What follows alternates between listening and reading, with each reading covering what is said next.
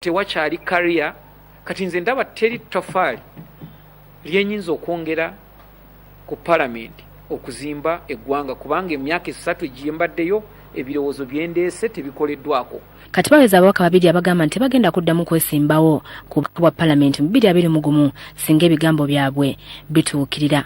Omubaka w'e Kasambya mu Palamenti Mbwatekamwa Gafa yegasse kuwebugweri Abdu Katuntu okulangirira bwe bati mu Lwatu.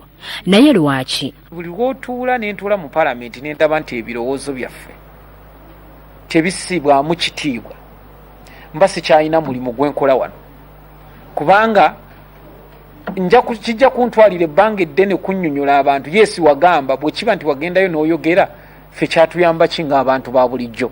Okusalawo kw'ababaka abamu mu Palamenti bakuteeka ku balonzi obutamanya buvunaanyizibwa bw'abakiise baabwe mu Palamenti. Nga waliwo gwe baatadde ku TV ng'agamba omusajja oyo abadde taziika Mbwatekamwa. Ddala nze memba wa Palamenti wano tulinawo cemetery nti mwagenda okulonda ne mugamba ono ye muzisi omulungi ayinza okusitula kofi n'obulungi ayinza okukwata ekitiibwa obulungi era kati olaba endowooza y'abantu kubanga amanyi nti memba wa Palamenti okuziika awajja kubanga alina kyafunamu.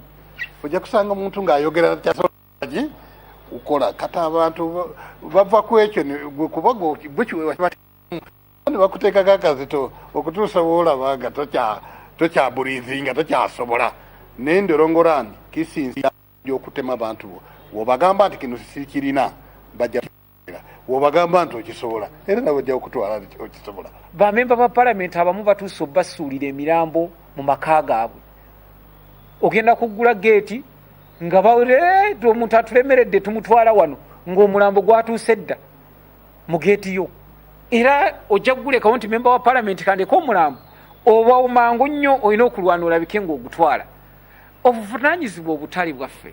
Guno si gwe mulundi ogusoose ng'ababaka balekulira era nga si baakuddamu kwesimbawo.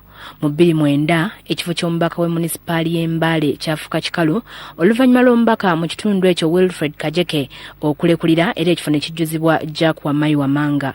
Mu 2015 yali minisita w'ekanyego k'Eruweero mu kiseera ekyo Sarah Katayike yalangirira mu lujjudde nga bwe yali alekulidde ebyobufuzi ebyakalulu mu disitulikiti y'e Budaka olw'okutiisibwatiisibwa.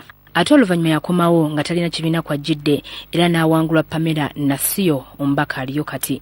Singa amala n'akyusa n'addamu okwesimba mu 2021 kiki ekiyinza okutuuka ku Mbwatekamwa? Kati ngenda kujoyininga kye tuyita activism. Ngenda kwegatta ku groups ddala nga bw'olaba ba Bishop Zack Nilingiye tutandika okusomesa bannayuganda okumanya eddembe lyabwe.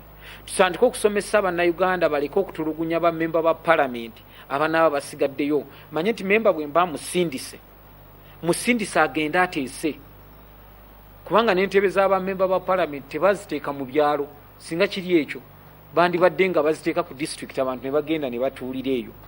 Mbwatekamwa ow'emyaka 4 okusinziira ku biwandiiko bya Palamenti muna NRM era abuzayo emyaka 2 ave mu Palamenti.